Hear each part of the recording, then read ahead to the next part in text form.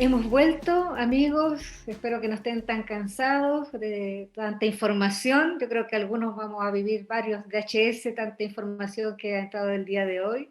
Pero para eso van a tener tiempo para repetir las ponencias, verlas las veces que quieran. Me acaban de avisar que ya están disponibles las 3 jornadas anteriores para que ustedes las puedan ver desde ya. Nuestra siguiente invitada es Sandra Cordi. Ella es de Argentina. Nació en Resistencia, Chaco, en Argentina. Se define como una buscadora de la verdad, rebelde, paciente, observadora, espiritual, intuitiva, apasionada y amante de la vida, madre maravillada con sus hijos, escritora, meditadora y motivadora, bailarina, profesora de danzas y gimnasia, cosmetóloga, fisioterapeuta, fitoterapeuta, maneja distintas técnicas en líneas de armonización y sanación energética, multiculturales, asesora en psicología transpersonal. Y su formación en Nueva Medicina Germánica estuvo de la mano de Itziar Urube, el doctor Luis Felipe Espinosa, Matilda Lisdero, y está en constante apoyo vivencial y enriquecimiento profesional con el doctor Juan Sedano. Creadora y difusora de Despertándonos, sk.com, como espacio para que cada ser se reconozca dentro de su cuerpo material en el que vivimos. Hola Sandra, bienvenida. Hola, buenas tardes. ¿Se me ve bien? ¿Se me escucha? Sí, se te escucha y se te ve bien. Has Bueno, explorado en muchas áreas, ¿cierto? Y todo esto lo has complementado y lo has fortalecido con la nueva medicina germánica. Tú fuiste de las primeras que acudió al llamado cuando yo dije, ¿quién quiere participar en un congreso? Y tú me escribiste y así nos conocimos. Y me pareció sumamente importante que tú estuvieras acá por tu experiencia de vida y que nos cuentes cómo llegaste a la medicina germánica y lo que has aprendido. Entonces, lo dejo con Sandra para no quitarle más tiempo. gracias Margarita. Bueno, primero que nada quiero agradecer especialmente a Margarita y José Luis por este titánico congreso fabuloso, que como ella dice nos va a dejar con un montón de DHS y de resoluciones y un montón de cosas. Por lo menos a mí personalmente es muy fuerte, porque jamás pensé que el camino recorrido me traería un espacio como este tan maravilloso, donde me siento como pez en el agua. Quiero que sepan todos. Estoy acá como terapeuta transpersonal en salud consciente, sobre todo para contar mi experiencia de haber atravesado un montón de diagnósticos de cáncer y otros diagnósticos, y lo que significó para mí todo ese atravesar. No estoy para hablar técnicamente sobre las 5 leyes, porque realmente siento que no me siento preparada, y considero que hay gente que cada uno tenemos nuestro espacio en el mundo y en lo que hacemos, y el mío es contarle a la gente que se puede, que es posible, y cómo es atravesarlo. Yo le puse de nombre a esta ponencia Salud Consciente, Valor, Amor y 5 Leyes, porque es realmente lo que para mí significó todos estos años. Salud consciente, porque para mí el aprendizaje de la ciencia curativa germánica es dejar de ser víctimas para ser protagonistas de nuestra vida. Valor, porque una reparación puede significar un cruento camino por recorrer. Valor para aislarse del entorno y poner nuestra atención en todo lo que tenemos que pasar en ese momento. Valor de suprema valoración a la naturaleza y de confianza en los procesos. Valor de valorarnos a nosotros mismos desde nuestra diversidad necesaria, con luces y con sombras. Amor como la conexión universal con la energía creadora que otros llaman Dios, y muchos dicen no existir, pero que para mí es primordial para poder llevar adelante todos estos procesos en la Tierra. Amor a la vida, cuando el dolor nubla toda la luz, y pareciera que soltar esa luz es lo único que dará alivio. Amor por todo lo que puede ser un estímulo saludable y amoroso como los hijos humanos y no humanos. Amor a nosotros mismos para poder asumir nuestra vulnerabilidad y también nuestras fortalezas. 5 leyes, porque este descubrimiento científico es la posibilidad de autoconocimiento profundo más certero para mí, que simplemente nos acerca a nuestra esencia biológica, animal y natural. Para poder hacer una ponencia clara de lo que quiero contarles, tengo que contarles un poco quién soy, digamos, ¿no? en este plano. Me defino como una artista, como una creadora que baila, como una rebelde, como lo que dijo Margarita. Desde que recuerdo, mi mirada de esta vida fue de 360 grados, o como si estuviese en un dron. Veía todo el panorama a la vez. Constantemente encontraba luz donde para otros había solo oscuridad. Siempre mi observación era distinta a la de la mayoría y no necesitaba imponer, tampoco cambiar por no compartir esa visión con otros. No entendía por qué, pero sabía cosas que nadie me había enseñado. Percibía el desenlace de situaciones sin conocer las partes del problema. Sentía que la vida era una creación constante al alcance de todos y me costaba entender las limitaciones de las que la gente hablaba. Tenía visiones claras de situaciones que después se concretaban naturalmente. Cuestionaba todo lo incoherente que consideraba incuestionable en la época en la que me crié, ¿no es cierto? Que es muy distinta a la de ahora. Empatizaba intensamente con todos los seres vivos, por igual. Mi lugar preferido era mirando la naturaleza y fluyendo en eso. Siempre sentí que la energía creadora como parte mía, y me bauticé en varias religiones, tratando de comprender y de encajar, pero siempre tuve otra visión, no entendía un Dios sexista y represor externo. Esta y muchas otras cosas me llevaban a sentirme sin pertenecer a ningún lado y grupo de los que estaban en mi entorno. No solo me bauticé en 5 religiones, sino que tuve numerosas iniciaciones chamánicas y orientales. De ahí aprendí todas esas técnicas. El duro transitar que todo esto significó fue transformando en el tiempo en un goce constante al entender que venimos a eso, a experimentar lo que cada uno necesite. Ni yo quería encajar.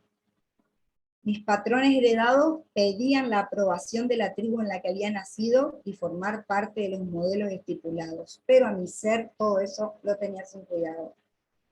Y me enseñó que mi tribu está en todo el planeta y todo el universo, con un mantra aún no entendido por todos, de que todos somos uno.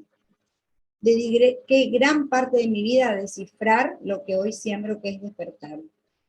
Todo lo que relaté es casi poético, pero significó dolor, soledad, injusticia, marginación.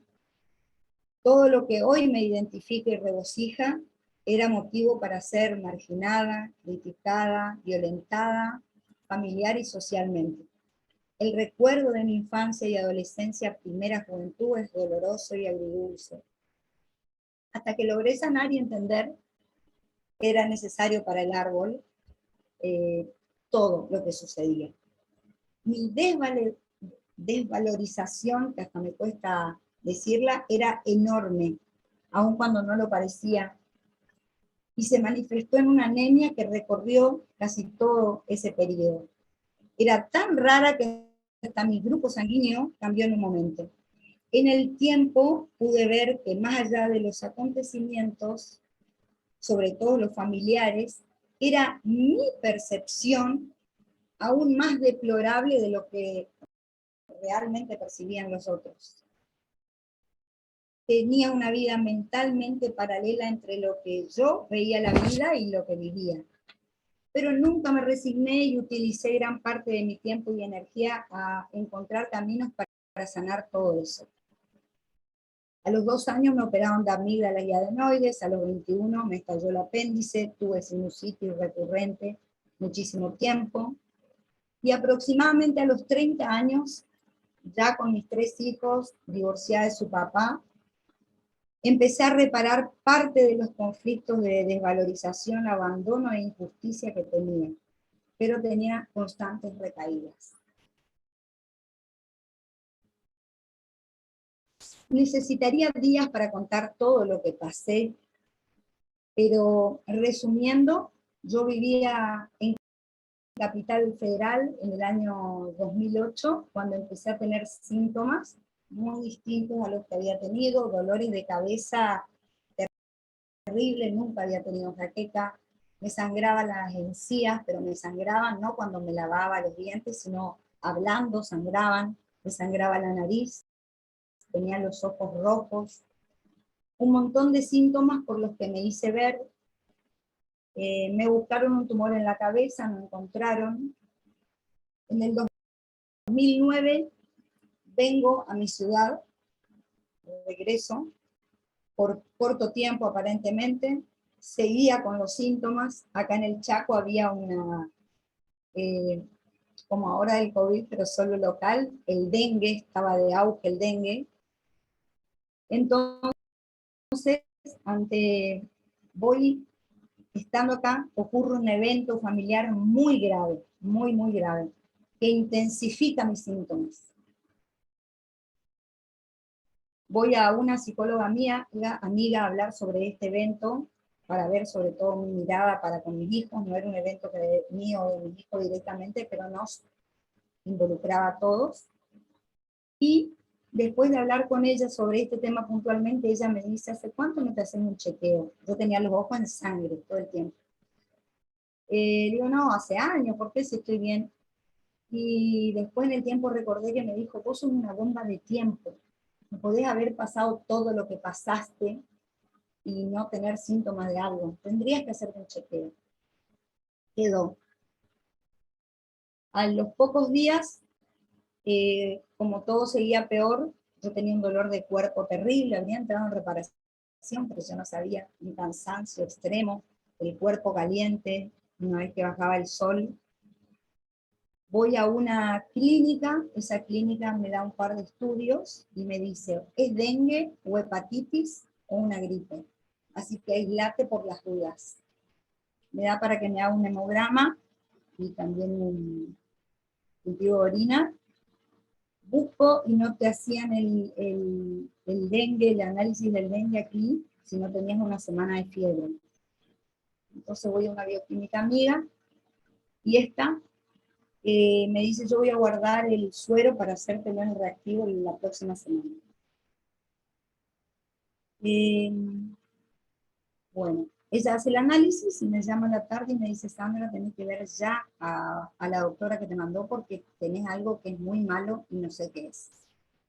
Ahí empieza todo un periplo que sería muy largo contar, donde en definitiva, en abril de ese año, me diagnostican inicialmente policitemia vera. Tenía 78 hematocritos, que yo no sabía en ese momento qué era, sumamente cruento, y no cuento toda esa parte porque tendría que ser sobre un congreso de el modo tan feo en que el sistema de salud trata a quien va a ellos, ¿no? En definitiva, desde el principio, el diagnóstico fue: mirá, tu cuerpo tenía además los pulmones colapsados, tenía 2 arterias tapadas. En las tomografías, porque me lo hicieron en el hospital y me estudiaron todo, había tenido isquemia en la lengua, en la cabeza, no tenía ninguna secuela. Sí recuerdo que se me había calambrado la lengua en un momento. Me dan el peor panorama. Yo nunca tuve miedo, la verdad es más, me reí cuando me dijeron, y todo mi entorno sufrí muy mal, por supuesto. Yo tenía mi vida en Buenos Aires, mi trabajo allá, todo allá, eso significó que me digan, tenés que dejar todo y volver acá porque vos no, o sea, los años que te quedan tenés que estar en un lugar donde te puedan contener. Sí, sorprendida, aturdida, bueno, me quedo. Los primeros meses el tratamiento era sacarme 1 litro de sangre semanal. A los 5 meses, 6, la médula empieza a clonar las plaquetas también. Yo tenía todo, mucho, y con mal funcionamiento, por supuesto. Empiezan con la quimioterapia oral. Siempre en mí estaba esa sensación de cómo me voy a oponer al sistema, pero esto me parece una porquería.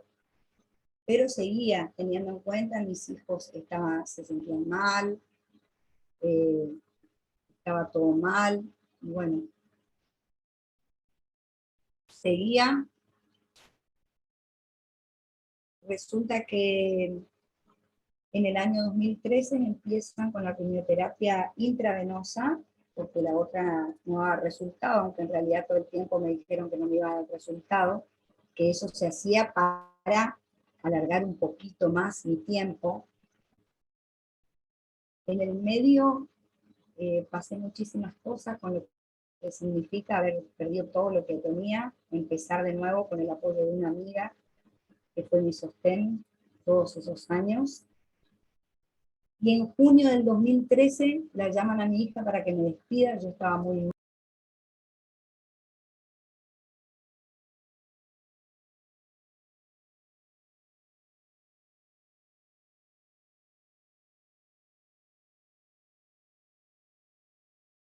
mal, vomitaba sangre, ya no caminaba, porque además realmente hoy a la distancia puedo ver que yo sabía que eso estaba mal, pero no sabía para dónde ir.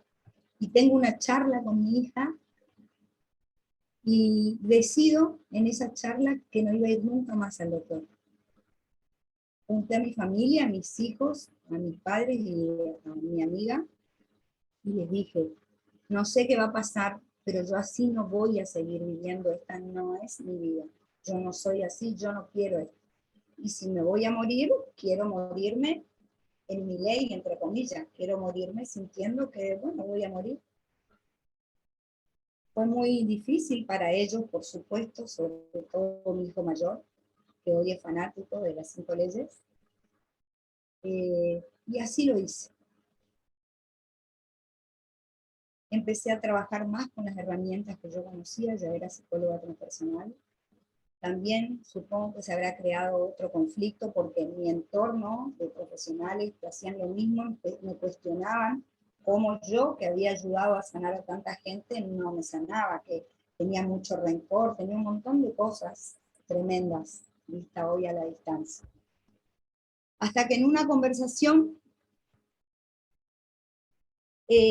con una conocida me dice, ¿no te acordás del doctor Hammer que nosotros estudiamos? Y ahí empiezo mi búsqueda.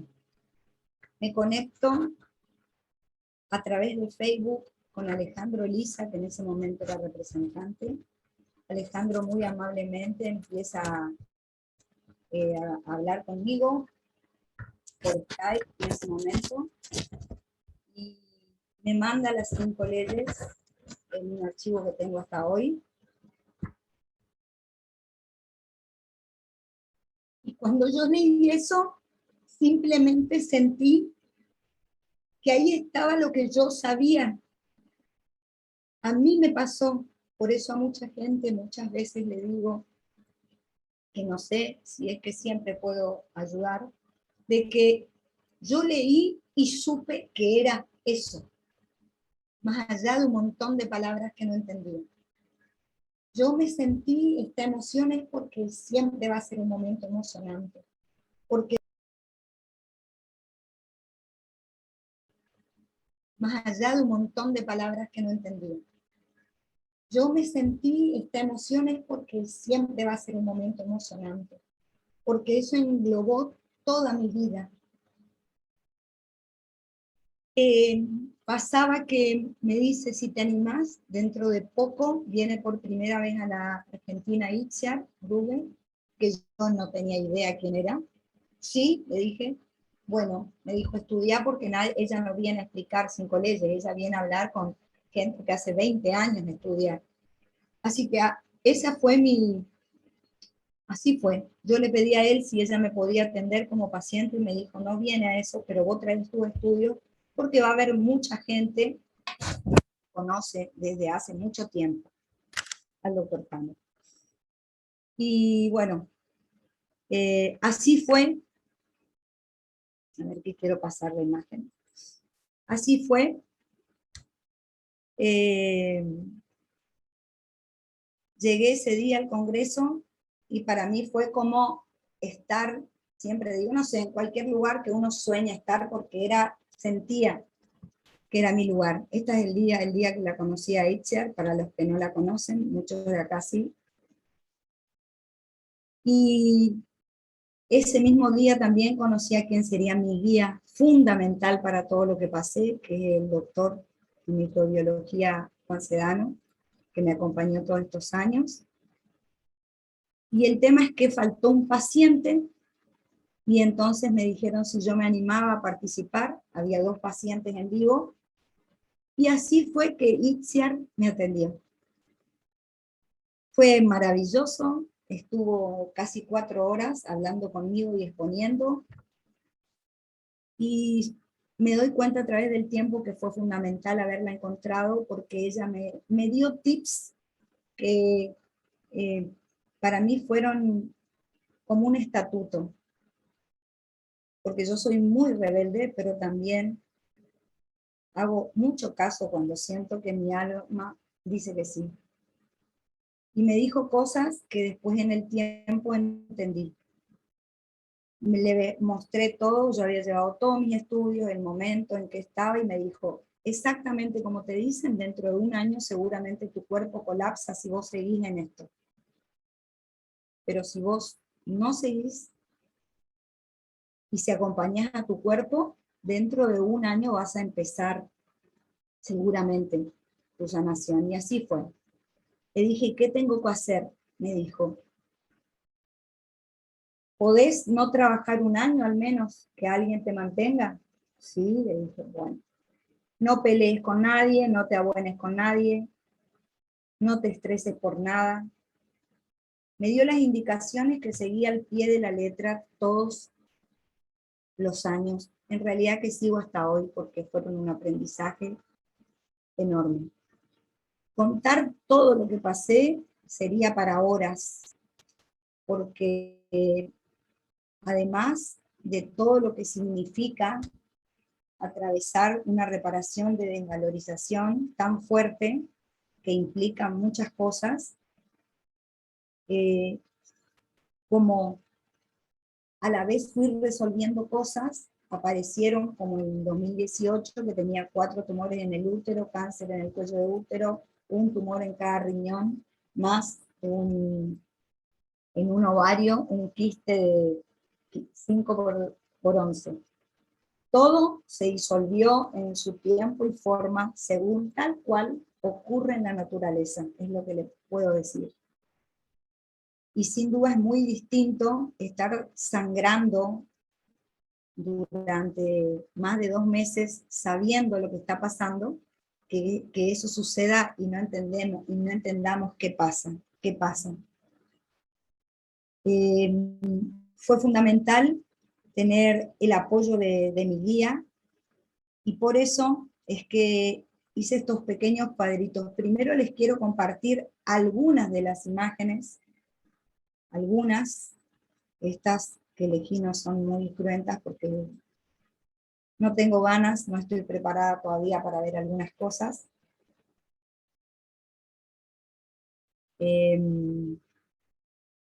Tuve muchas veces trombos en diferentes lugares, así como el dedo, los pies, las manos, esta era mi cara en forma constante en ese tiempo, moretones de este tamaño en cualquier lugar del cuerpo aparecían.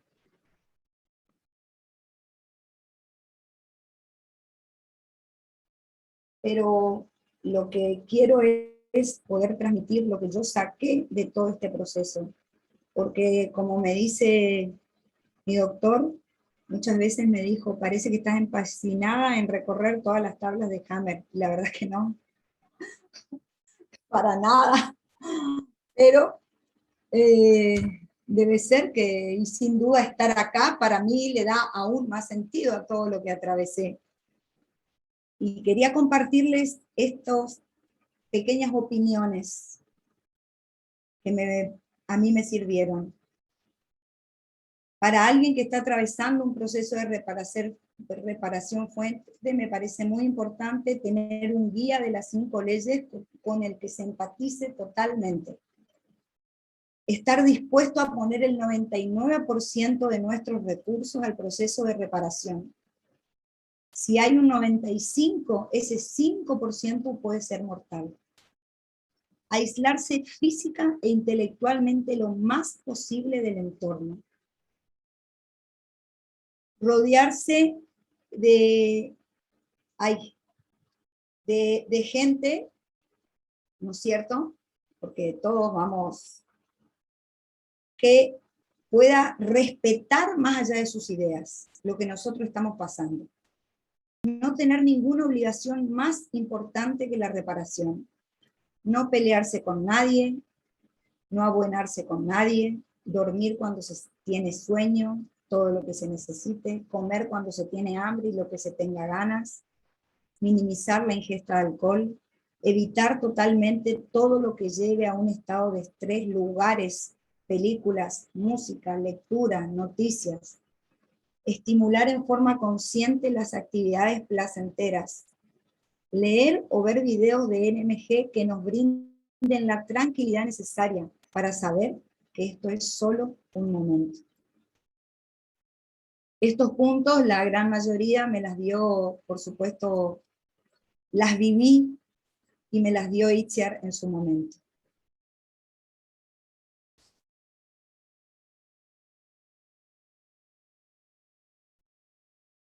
Los puntos para el entorno de alguien que pasa un proceso.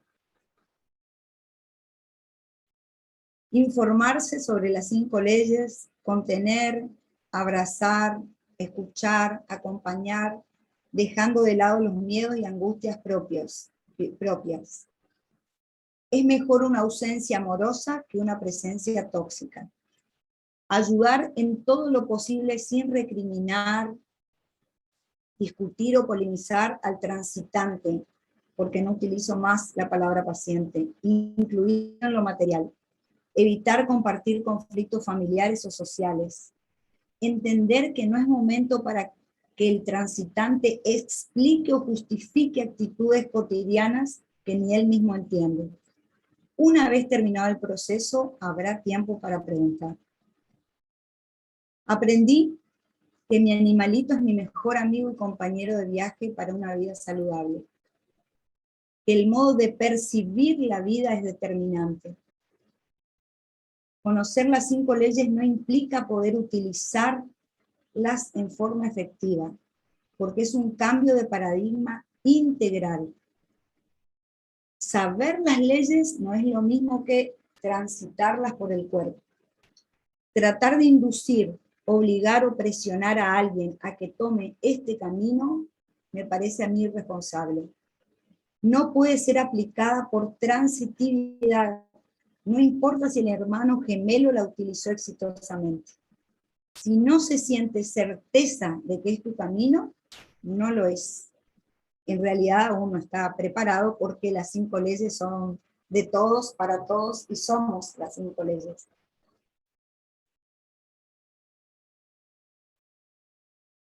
Como terapeuta opino que utilizar la medicina antigua junto a la nueva medicina en procesos reparativos fuertes es como emprender una travesía con un pie en cada canoa. He visto a gente despedazarse, El transitante tiene que estar dispuesto a seguir a su guía de 5 leyes y dejar las demás terapias, salvo aquellas que son para el dolor. Se debe estar 24 horas a disposición durante los momentos críticos. Es el camino de autoconocimiento más certero para mí. Esto me lo dijo Juan en un momento, porque nada es casual, somos acá todos partes de una utilidad mayor, digo siempre.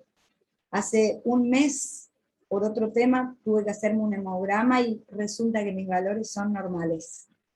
Resulta que no hay clonación, resulta que lo que yo siento hace mucho tiempo, estoy sana, aunque yo nunca me sentí enferma, más allá de todo lo que pasé. Y por eso es tan emocionante para mí estar acá con todos ustedes. Y él me dijo esto que me encantó, y que es para todos, por eso se los comparto.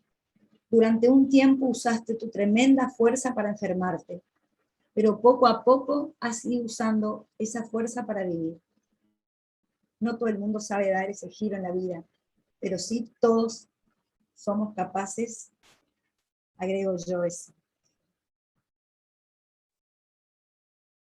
Gracias a todos por la energía y acción puesta para la humanidad, para que la humanidad recupere su potencial natural.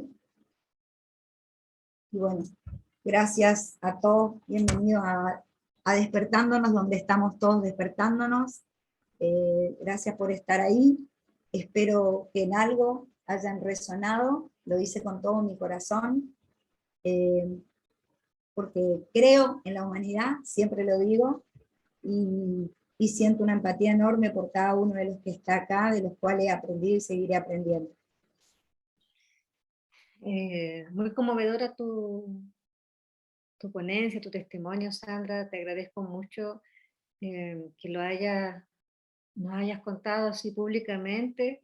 Es lo mismo que le decía Ana Laura, no es fácil hablar de lo que a uno le ha sucedido porque finalmente queda bastante vulnerable o se da a conocer más de lo que a veces quisiera.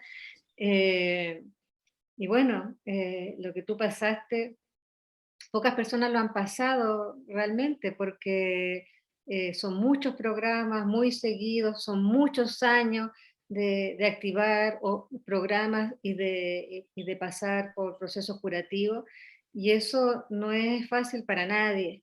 Transitar ya un programa de cáncer es agotador y se gasta mucha energía, y pasar por muchos años por situaciones así.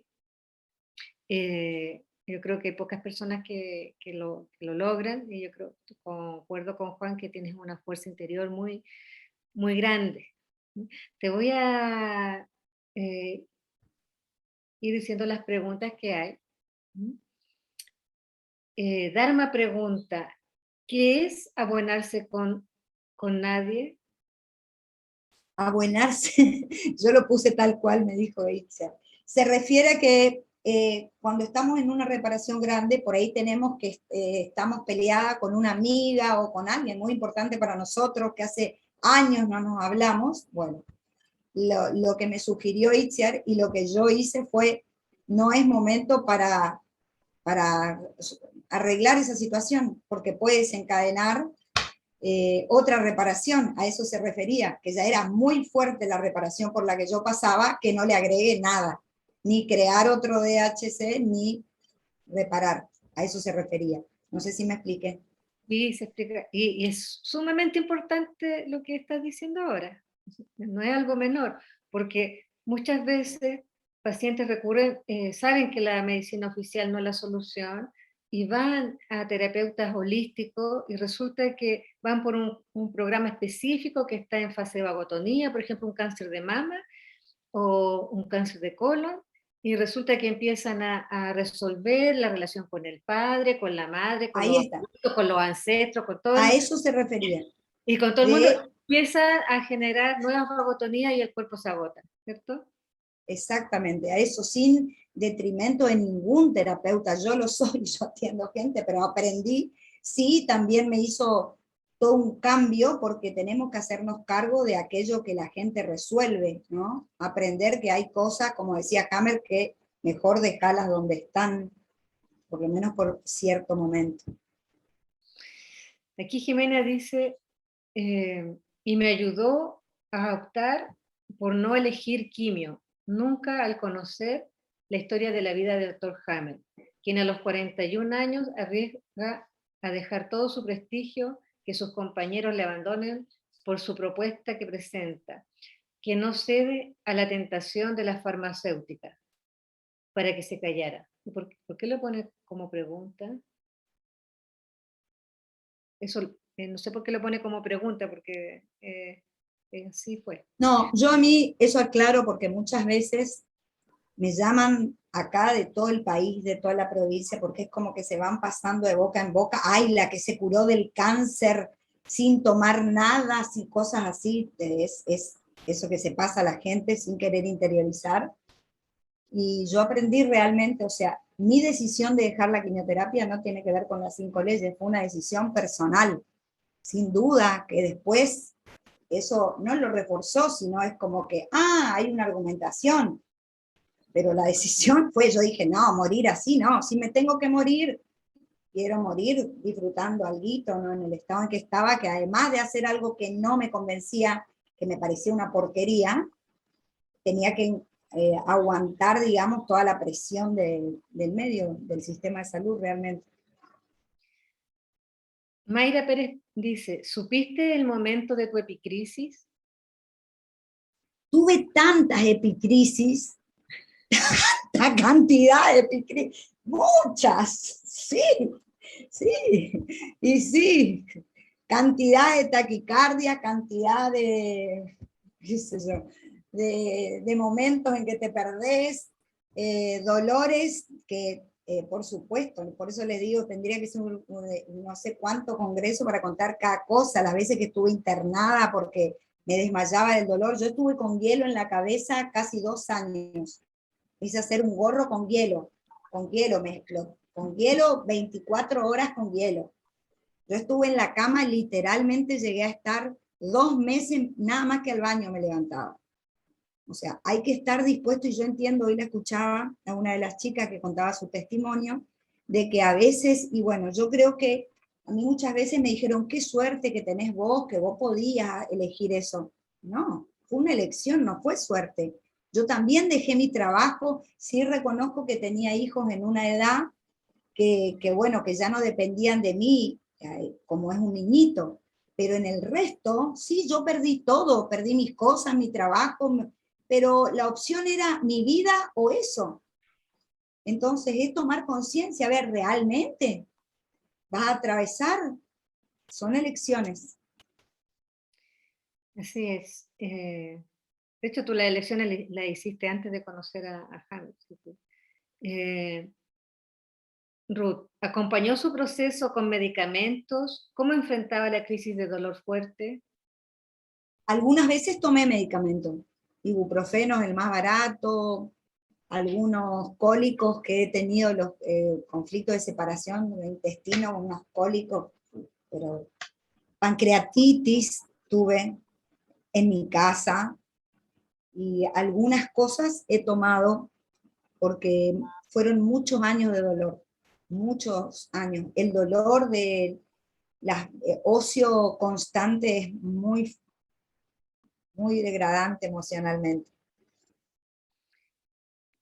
Rafa Pero Mejía, ¿quiere disculpa, agregar? nunca nada fuerte, nunca nada fuerte, digamos, ni calmante, ni esas cosas. Rafa Mejía pregunta, ¿creen que puedan descubrirse más leyes, ya sea biológicas o algo más abstracto, sobre todo la parte psíquica? Yo no creo que las 5 leyes cubre todo, no se necesita descubrir nada más. Se necesita entender que somos naturaleza. Mirar a los animales me enseñó mucho, eso no alcancé a contar, por eso tendría tanto, porque son muchos años. Aprendí tanto de mis animales, tanto de su sabiduría, uno observándolos te enseñan tanto de cómo sobrepasar momentos difíciles. Disculpa, Margarita. ¿Te refieres a tu mascota? Sí, ¿Nos sí. puedes dar un ejemplo? Y bueno, en el medio, en uno de los peores momentos, yo siempre fui lo que llaman aquí proteccionista desde chiquita, de toda la vida. Yo agarraba a todos los perros de la calle, todos los gatos, siempre. Y en ese momento, imagínense que inicialmente yo me quedo acá, me está por morir, ¿cómo va a adoptar animales?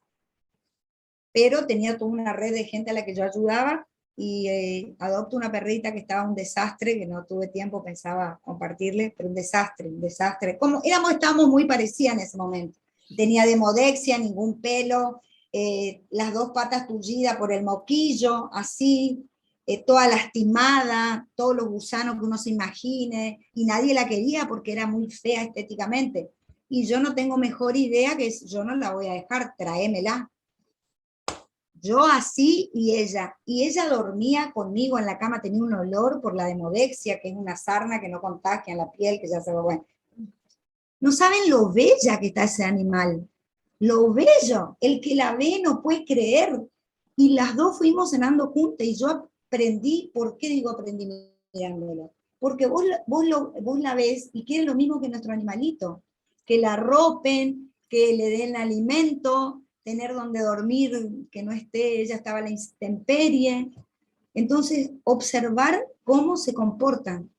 Para mí, yo no sé si existe eso, pero tendría que haber una terapia, no para adiestrar animalitos, sino para aprender de los animalitos. Si hay alguna veterinaria. Hay muchas veterinarias que trabajan con las 5 leyes. Aquí Martín Álvarez pregunta, ¿no podría crear uno o más DHS el solo hecho de someterse a estos estudios mamográficos y otros más de la vieja medicina o sistema ortodoxo? Son preguntas técnicas que yo prefiero no, pero sí tengo una opinión, por supuesto que crean. Estoy en contra de todos los estudios de ese tipo. De hecho, cuando me dicen, te fuiste a hacer control, porque me siguen diciendo hasta ahora, porque ese es otro punto que hay que entender, que cuando te dan el diagnóstico del llamado cáncer, yo digo así llamado porque no es eso, ya de por sí hay que separar lo que eso produce en la gente, porque la gente, a mí me veían, me ha pasado hasta hace poco, esta bioquímica que inicialmente me dio los primeros análisis cuando estaba muy mal de los hematocritos, me encontró hace poco un día y me dice, qué divina que estás, qué bien, ay, gracias, le digo yo, ¿cómo? Y antes de ir me dice, pero ¿cómo estás, Sandrita? Porque vos sabés que estás grave. Digo, no, la que está grave sos vos. Algo te está pasando, ya no ves nada, o no sé, ¿qué te está pasando? Me dijiste hace 10 minutos que estaba fantástica, divina, y ahora me dices que estoy grave. Bueno, pero yo sé tu verdad. No, vos no sabés nada, mi verdad es lo que vos ves. O sea, y eso sucede. Y yo aprendí a reírme de eso, no a enojarme, y a entender el miedo que les da a la gente una cosa como esa. Bueno, yo te iba a preguntar algo similar, porque tú has transitado varios años con distintos programas de cáncer que fueron diagnosticados desde la medicina oficial, ¿cierto? Y te iba a preguntar justamente, ¿qué pasa con los médicos o los profesionales que te atendieron? Por eso te digo, una película tendría que hacer, no saben el día que me termino internada, porque estoy con los cólicos de la separación brutal que había tenido con mi hijo mayor, yo trabajaba con él y dejé de trabajar, pero yo tenía un quiste en el ovario izquierdo que había empezado cuando yo me fui a Buenos Aires con mi hija, mis hijos quedaron acá, después fue al revés, yo sabía que estaba ahí, pero tenía en ese momento 52 años, tengo 56, cumplo ahora dentro de un mes, y yo sabía que iba a empezar a haber menos hormonas, entonces lo controlaba. Como estuve con cólicos más de 24 horas, le digo a mi hijo, llévame, vamos a ver, porque si se revienta el quiste, y bueno, van a tener que limpiar. Porque una vez que entras, les voy a resumir, me hacen todos los estudios, empiezan con los estudios, se peleaban entre 6 médicos para ver quién me sacaba el útero, quién me operaba el cuello del útero, quién me sacaba así, tremendo. Yo lo que pasa es que aprendí a lidiar con eso y me río nomás. Sí, sí, sí. Y me encomendé como siempre hago a la vida y hubo una urgencia y justo era un fin de semana, era viernes, eso. Y bueno, la médica que estaba a cargo mío, porque era en el hospital, eh, me dice, gordita, te internamos y vos el lunes decidís qué preferís primero.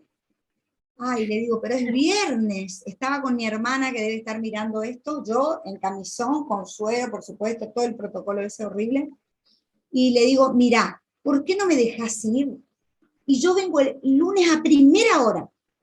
Para eso ya le había dicho a mi hermana, prepárate, vos vas a salir conmigo corriendo porque te va a querer, o te querés ir antes porque yo me voy, yo acá no me voy a quedar. No, yo voy a correr con vos, si vos corres, si vos caminás, yo voy como Juan. Y bueno, pasa esto y entonces la doctora me dice, pero no me mentís, si te miento no pasa nada, le digo, vos dejame que yo vuelvo el lunes. Nunca pensé volver, por supuesto. Y bueno, así fue. Llega en ese momento una chica con una urgencia y se produce todo ese caos que se producen en esos lugares y le dice a una enfermera, bueno, dale el alta a la señora que el lunes vuelve. Acá estoy. En junio del 2018 se me hizo tarde, todavía no fui. Y en julio del 2019 parecía que tenía piedras en la vesícula y entonces Juan me dice, hacete una ecografía para ver. Y aprovecho, digo, vamos a controlar. Vamos a controlar a través de, voy a una ecografista y vengo a contar para tal cosa y le digo, ¿se puede fijar mi ovario?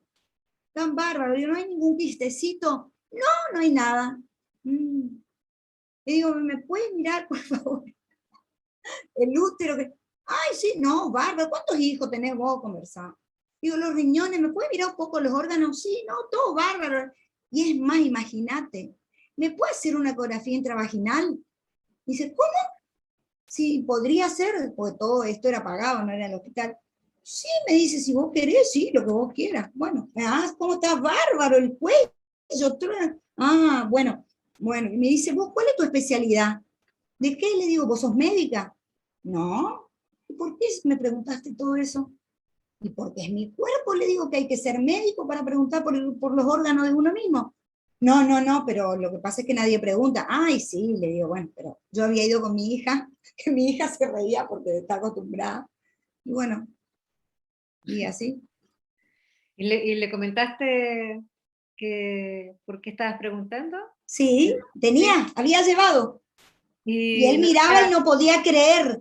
¿Qué hiciste? Y ahí le conté los procesos más o menos, porque lo del cuello fueron también meses con, con un flujo verde, pustuloso, horrible, pero bueno, ya sé lo que está pasando, entonces tranqui, no es cómodo, no es amoroso, no es, pero es la vida, ¿no? Y bueno, sí, le mostré, yo ando cuando hay algo de eso y nada, por supuesto que así, todos me dicen lo mismo, ay, yo quiero conocer las 5 leyes, pero después no mueven un pie. no profundiza, ¿cierto? No, quieren Creen que yo le que, explique, sí. creen No. que algo, tuviste la suerte, algo azaroso, ¿no? Que algo que está debidamente Yo creo documentado. que muchos ni se animan a mirar afuera de la caja, directamente. Yo creo que muchos ni se animan. Yo tengo todo mi entorno, sabe, y bueno, yo sé que les conté que era la rara, imagínate a partir de esto. De todos modos, si ya era rara de chiquita, ya ahora directamente, pero de todos modos, he visto en mi entorno, sin que sea mi intención directa, porque realmente pienso que querer convencer a la gente es crearle un DHS, diciéndole como creyendo que le vendés una pócima mágica y no. Eh, Así que, pero yo siembro todo el tiempo y bueno, cada uno en su momento llegará. Y está pasando cosas como estas maravillosas que bueno. Bueno, Sandra, te vamos a despedir y para recibir a nuestra siguiente invitada te agradezco tu sinceridad, tu transparencia para contar tu historia y compartirnos tantos momentos difíciles que espero les sirvan de ejemplo para muchos de los que nos están escuchando. Nos vemos en unos 5 minutos más para continuar con la última ponencia y cerrar este congreso. Adiós.